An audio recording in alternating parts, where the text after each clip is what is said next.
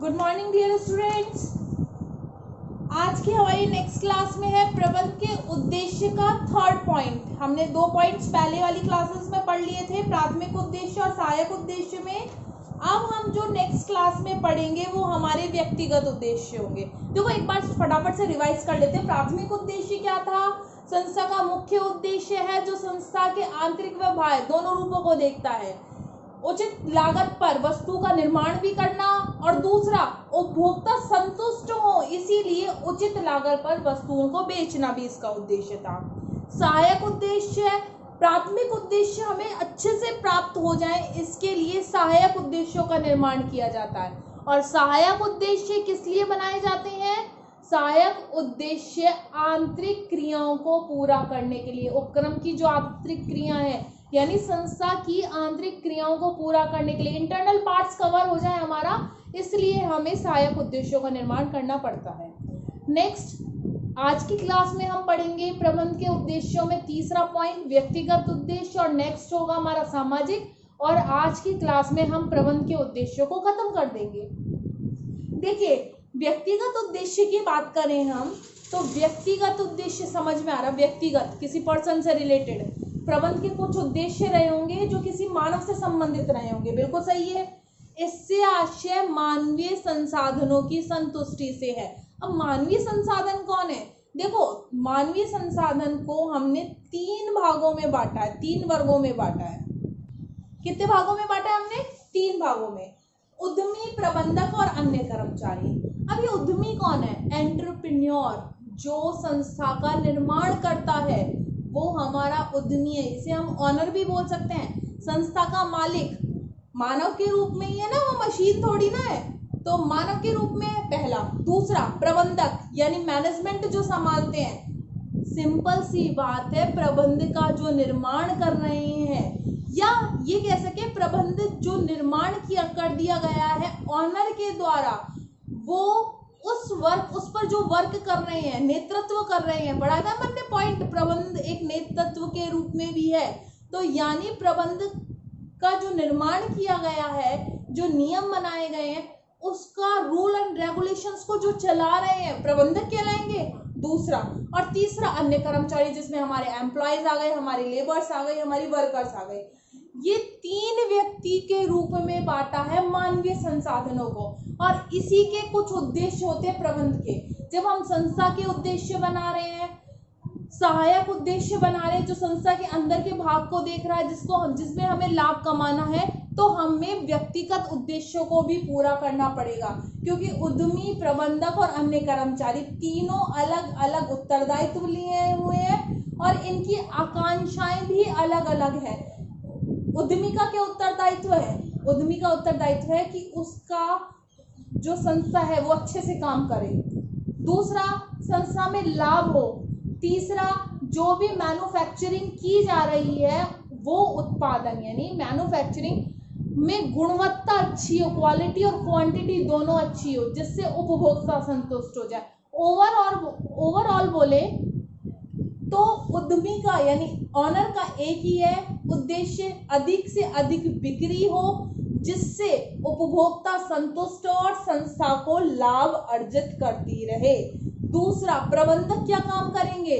जो भी rules and regulations बनाए गए हैं, जो भी मैनेजमेंट किया गया है, उस मैनेजमेंट का अच्छी तरीके से वर्क किया जा रहा है, यानी उस चीज को अच्छे से पालना की जा रही है या नहीं की जा रही है, इस चीज की देखरेख प्रबंधकों के द्वारा की जाती है। सभी डिपार्टमेंट के अपने अपने प्रबंधक होते हैं। और तीसरा, अन्य कर्मचारी, जिसका उद्देश्य क्या होगा कि संस्था को लाभ हो ताकि उसको क्या हो, अधिक से अधिक सैलरी मिले। देखो हमेशा कर्मचारी अपनी भलाई सोचता है कि भाई मुझे पैसा मिलता रहे, मेरा काम होता रहे, लेकिन कर्मचारी को यह भी सोचना चाहिए कि यदि संस्था को लाभ होगा तो ही कर्मचारी को प्रॉफिट होगा, क्योंकि उनकी सैलरी पर कंटिन्यू बनी रहेगी।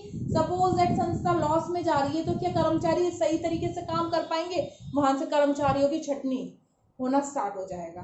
तो 3 भागों में बांटा मानवीय संसाधनों को। इन सभी वर्गों की अलग अलग उत्तरदायित्व है और अलग अलग आकांक्षाएं हैं। प्रबंध का उद्देश्य इन्हीं सभी आकांक्षाओं को पूरा करना होता है। देखो किसी भी संस्था के संसाधनों को मानवीय व अन्य संसाधनों में विभाजित किया जाता है, परंतु मानवीय जो संसाधन है वो अन्य संसाधनों से भिन्न होते हैं। मानवीय संसाधन अन्य संसाधनों से भिन्न कैसे होते हैं? अन्य संसाधन अपने आप काम नहीं कर सकते हैं, मशीन, बिल्डिंग ये अपने आप काम नहीं कर सकती है। इन्हें चलाने के लिए मनुष्य का यानी मानव का होना बहुत ज्यादा जरूरी होता है, इसीलिए इन्हें दो भागों में बांटा है, एक तो मानवीय संसाधन और दूसरा गैर मानवीय संसाधन। ठीक है, व्यक्तिगत उद्देश्य समझ में आए, यानी व्यक्तिगत मानव के संतुष्टि करना ही प्रबंध का व्यक्तिगत उद्देश्य माना गया है।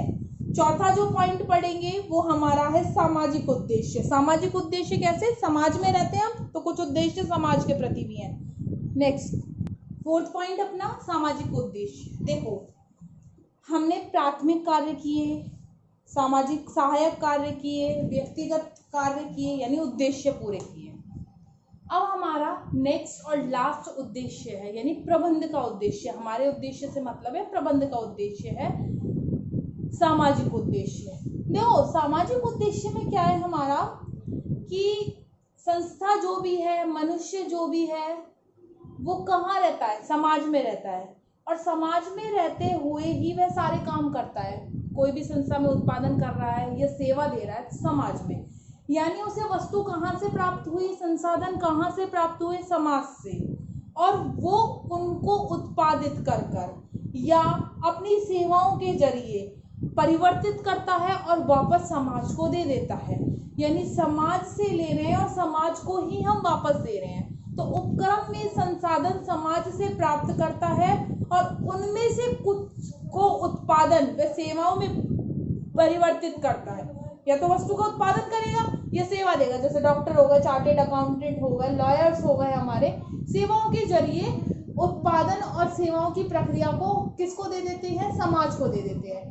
इन उद्देश्यों में समाज के विभिन्न संसाधनों का विकास व समुचित उपयोग घटक आदि सम्मिलित होते हैं। यानी इससे समाज का विकास होता है और समाज के विकास कर ही हम हमारे सामाजिक उद्देश्यों की पूर्ति कर सकते हैं। जैसे हम बात करें, उपक्रम अपने संसाधन समाज से प्राप्त करता है, उनमें से कुछ को उत्पादों व सेवाओं में परिवर्तित कर देता है और पुनः समाज को दे देता है। इस प्रक्रिया के प्रत्येक चरण में सामाजिक उद्देश्य निहित होते हैं। इन उद्देश्यों में समाज के विभिन्न संसाधनों का विकास व उनका समुचित उपयोग, समाज के प्रत्येक घटक की इच्छा पूर्ति, समुचित आचरण। देखो, समाज के प्रत्येक घटक की इच्छा पूर्ति, यानी हम जब समाज को देते हैं तो उनकी इच्छा अनुसार उनको देते हैं। आज मेरा प्रोडक्ट पसंद नहीं आया तो उपभोक्ता किसी दूसरे के पास जाएगा, या मेरी सेवा पसंद नहीं आई तो उपभोक्ता किसी दूसरे की सेवा प्राप्त करेगा। यानी समाज की इच्छा अनुसार जो घटक दिए जाते हैं, अच्छे से उदाहरणों का प्रस्तुतिकरण किया जाता है, ये सब सामाजिक उद्देश्य में सम्मिलित किए जाते हैं। यानी क्या हुआ, जब संस्था काम करती है, कोई भी ऑर्गेनाइजेशन का निर्माण हुआ, तो वो प्रबंध के कुछ उद्देश्यों को लेकर होती है। या अपन कुछ भी काम करेंगे तो प्रबंध के कुछ उद्देश्य होंगे। उन उद्देश्यों में पहला उद्देश्य संस्था के प्रति होगा, जिसमें वो संस्था के आंतरिक और बाह्य दोनों घटकों को देखेंगे। प्राथमिक उद्देश्य हुए। दूसरा हमारे सहायक उद्देश्य, जो प्राथमिक उद्देश्यों की प्राप्ति में सहायक होंगे, जो हमारी संस्था के आंतरिक उपक्रमों को देखेंगे। तीसरा मानवीय उद्देश्य, क्योंकि मानव व्यक्ति के द्वारा ही सभी उद्देश्यों का प्रबंध का निर्माण किया जा रहा है, संस्था का कार्य किया जा रहा है, तो तीसरा उद्देश्य हमारा मानवीय उद्देश्य होगा। और चौथा और लास्ट कार्य उद्देश्य होगा वो हमारा सामाजिक उद्देश्य होगा। इस प्रकार प्रबंध के चैप्टर में हमने उसका इंट्रोडक्शन पढ़ लिया है पहला, उसके कैरेक्टरिस्टिक्स यानी विशेषताएं पढ़ ली है। तीसरा हमने उसकी इम्पोर्टेंस पढ़ ली है कि महत्वपूर्ण क्या, उद्देश्य क्या, क्या ऑब्जेक्ट है, किस विषय के लिए प्रबंध का निर्माण किया गया है। अब हमारी जो नेक्स्ट क्लास होगी उसमें हमारा नया टॉपिक होगा, और नया टॉपिक है हमारा प्रबंध के महत्व। आपको प्रॉपर नोट्स दे दिए जाएंगे। आप नोट्स को मतलब कि जो कॉपीज भेजी जाएंगी या फोटो भेजी जा रही है, उनसे नोट्स आप प्रॉपरली बनाएं और सभी को एक जो आप वीडियो देख रहे हैं उसी के अकॉर्डिंग आप चैप्टर्स को पढ़ते चले, ताकि आपको कोई भी प्रॉब्लम हो आप पूछ भी सकें और उसको कवर भी कर सकें। Thank you.